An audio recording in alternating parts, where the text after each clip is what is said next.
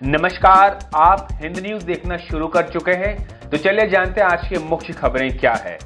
National rural health mission Rajasthan ने community health officer के 6,310 पदों पर मांगे आवेदन। 16 सितंबर तक ऑनलाइन अप्लाई कर सकते हैं candidate. National rural health mission NRHM Rajasthan ने कम्युनिटी हेल्थ ऑफिसर CHO के 6,310 पदों पर आवेदन के लिए नोटिफिकेशन जारी किया है।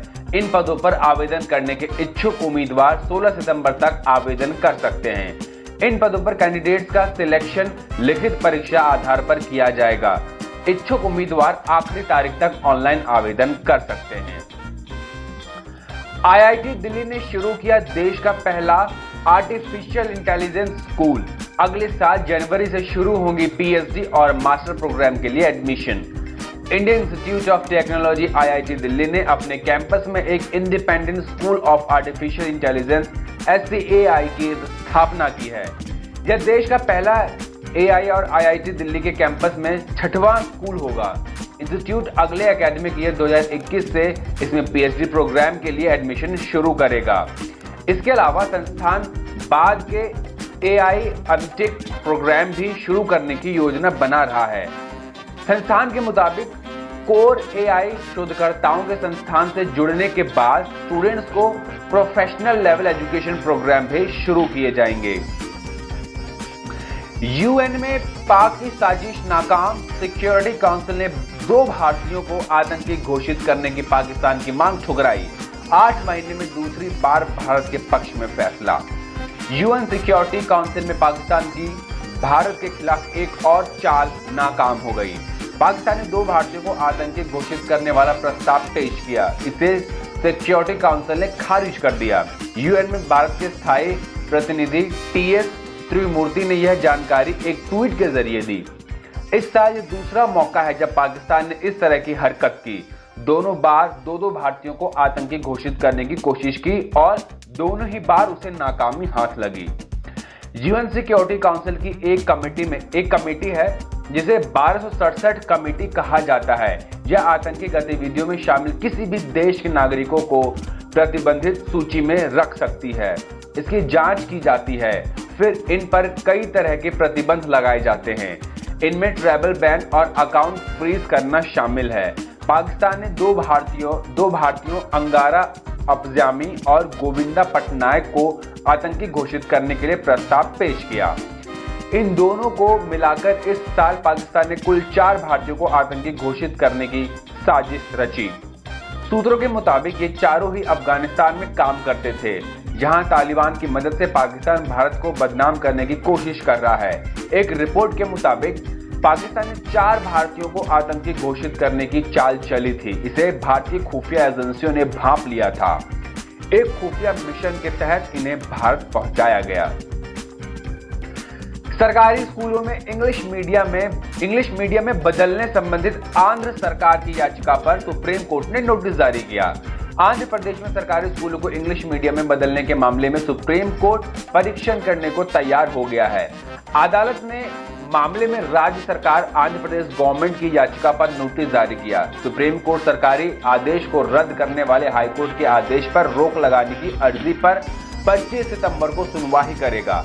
हालांकि सुनवाई के दौरान सुप्रीम कोर्ट में जस्टिस डीवार्ड चंद्रचूड़ ने कहा कि प्रावधान में भाषा का मतलब मातृभाषा है, इसलिए इस मामले में संघर्ष है। वहीं सरकार की ओर से कहा गया कि अंग्रेजी आवश्यक है कि 95% अभिभावकों ने अंग्रेजी माध्यम को चुना है। रिया के भाई का ड्रग्स पैडलर से कनेक्शन। शोभिक और उसके दोस्त के बीच हुई ड्रग्स चैट सामने आई। रिया के भाई ने उसे दिए 5 ड्रग्स डीलरों के नंबर। गिरफ्तार हुए ड्रग डीलर से भी संबंध।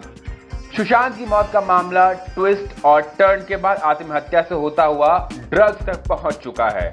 ड्रग्स के मामले में रिया चक्रवर्ती और उनका परिवार फंसता हुआ नजर आ रहा है। रिया और उनके भाई शोभिक की ड्रग्स के व्यापार से जुड़े कुछ चैट और उनके पिता के लिए बेटे द्वारा ड्रग्स खरीदने की बात भी सामने आ चुकी है। इस बीच शोभिक चक्रवर्ती के 10 अक्टूबर 2019 के कुछ चैट रिकॉर्ड्स मिले हैं, जिनमें वो अपने दोस्त से ड्रग्स को लेकर बातचीत कर रहे हैं। अक्टूबर को हुए इस चैट में शोभिक से ड्रग्स के लिए उसका दोस्त उससे मदद मांगता है और उसे 5 ड्रग्स बेचने वालों के नंबर देता है। चैट में शामिल शोभिक का दोस्त उसे वीड, हैश, बर्ड जैसी ड्रग्स के बारे में पूछ रहा है। शोभिक अपने दोस्त को बर्ड नाम की ड्रग्स के लिए जैज और बसीत का नंबर देता है। माना जा रहा है कि नारकोटिक्स कंट्रोल ब्यूरो की टीम ने इन्हीं चैट के आधार पर जैद और बसीत को पिछले 2 दिन में गिरफ्तार किया है। जो चैट सामने आए हैं उनमें शोभिक सूर्यदीप के रेफरेंस के साथ किसी करमजीत और राज नाम के शख्स का नंबर भी देता है। शोभिक कहता है कि इनसे गांजा मिल सकता है। इन चैट से जैद, अब्दुल, बसीत और सूर्यदीप के बीच ड्रग्स कनेक्शन की बात सामने आ रही है। यह भी माना जा सकता है कि चैट को लेकर एनसीबी शोभिक से जल्द पूछताछ कर सकती है। प्रधानमंत्री नरेंद्र मोदी की पर्सनल वेबसाइट का ट्विटर अकाउंट ट्वीट कर हैक करने की मांग। प्रधानमंत्री नरेंद्र मोदी की पर्सनल वेबसाइट का ट्विटर अकाउंट हैक कर लिया गया है। इसकी पुष्टि खुद ट्विटर ने गुरुवार को की है। हैकर ने कई ट्वीट के जरिए कोविड-19 रिलीफ फंड के लिए डोनेशन में क्रिप्टो करेंसी बिटकॉइन की मांग की। हालांकि बाद में ये सब डिलीट कर दिए गए। ट्विटर अब इस मामले की जांच कर रहा है। दरअसल जुलाई में प्रमुख हस्तियों के कई ट्विटर अकाउंट हैक होने के बाद इस तरह की यह पहली घटना आई है।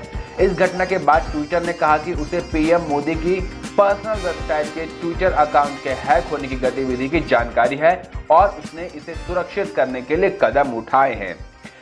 ट्विटर के एक प्रवक्ता ने ईमेल के जरिए अपने बयान में कहा, हम मामले की सक्रिय रूप से जांच कर रहे हैं। इस समय हमें अतिरिक्त खातों के प्रभावित होने की जानकारी नहीं है। अमेरिका में राष्ट्रपति चुनाव, ट्रंप का गैर कानूनी सुझाव। कहा, नॉर्थ कैरोलिना के लोग 2 बार वोटिंग करें, एक बार बैलेट से और दूसरी बार पोलिंग स्टेशन जाकर। इससे सिस्टम की जांच हो जाएगी। अमेरिका के राष्ट्रपति चुनाव में मेल वोटिंग का राष्ट्रपति डोनाल्ड ट्रंप लगातार विरोध कर रहे हैं। बुधवार को उन्होंने अजीब सुझाव दिया। कहा, नॉर्थ कैरोलिना के लोगों को 2 बार वोटिंग करके इलेक्शन सिस्टम की सिक्योरिटी की जांच करनी चाहिए। हालांकि अमेरिकी राष्ट्रपति का यह सुझाव गैर कानूनी है, लेकिन ट्रंप का कहना है कि इससे वोटिंग सिस्टम की सही जांच हो सकेगी। मीडिया से बातचीत के दौरान ट्रंप ने लोगों को बैलेट वोटिंग और चुनाव के दिन खुद जाकर वोट डालने के लिए भी कहा। उन्होंने कहा, उन्हें बैलेट भेजने दें और साथ ही वोटिंग के लिए भी जाने दें।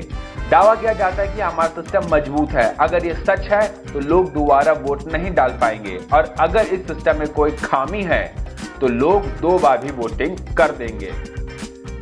एक ही चुनाव में 2 बार वोटिंग गैर कानूनी है, लेकिन ट्रंप का यह सुझाव सहयोगियों से चर्चा के बाद आया है। अमेरिका में कोरोना के चलते बैलेट की वोटिंग करने वालों की संख्या बढ़ रही है। ट्रंप इसका विरोध कर रहे हैं। उनका कहना है कि मेल इन बैलेट वोटिंग में बड़े पैमाने पर धोखाधड़ी हो सकती है। इमरान सरकार की कार्यवाही। पाकिस्तान ने अमेरिकी ब्लॉगर सिंथिया रिची को 15 दिन में देश छोड़ने का आदेश दिया। रिची ने पूर्व प्रधानमंत्री और गृह मंत्री पर बदसलूकी के आरोप लगाए थे। पाकिस्तान सरकार ने अमेरिकन ब्लॉगर सिंथिया रिची को 15 दिन में देश छोड़ने का आदेश दे दिया। रिची ने जून में पूर्व गृह मंत्री रहमान मलिक पर रेप और पूर्व पीएम यूसुफ रजा गिलानी पर बदसलूकी के आरोप लगाए थे। हैरानी की बात यह है कि मंगलवार को रिची की वीजा बढ़ाने की याचिका पर इस्लामाबाद हाईकोर्ट ने सुनवाई शुरू कर दी थी। हाईकोर्ट ने निचली अदालत से मामले की सुनवाई जल्द करने को कहा था। रिची 11 साल से पाकिस्तान में है। बेनजीर भुट्टो और उसके बाद की सरकारों में उनका काफी प्रभाव माना जाता है। 2011 से 2014 तक तो रिची पाकिस्तान के राष्ट्रपति भवन में ही रहती थी। पाकिस्तान के गृह मंत्रालय ने कोर्ट में मामला होने के बावजूद बुधवार शाम एक आदेश जारी कर रिची को 15 दिन में देश छोड़ने का आदेश दिया। उनके वीजा एक्सटेंशन की मांग खारिज कर दी गई। 10 जुलाई को इस्लामाबाद हाईकोर्ट ने माना था कि रिची पर लगाए जा रहे आरोप राजनीति से प्रेरित नजर आते हैं। रिची के मामले में इमरान सरकार और विपक्षी पार्टी पीपीपी साथ नजर आए। दोनों के नेताओं ने उन्हें अमेरिका भेजने की मांग की। सोमवार को इस्लामाबाद हाईकोर्ट के चीफ जस्टिस अतहर मिल्लाह ने रिची की याचिका पर सुनवाई के दौरान कहा था, हैरानी होती है कि वीजा नियमों को लेकर सरकार और अफसर सफाई पेश नहीं कर पाते। होम सेक्रेटरी को ही इस बारे में कोई जानकारी नहीं है। अगर सरकार को वीजा एक्सटेंशन में कोई दिक्कत है तो इसकी वजह बतानी होगी। इसके बाद मामला निचली अदालत को सौंप दिया गया था।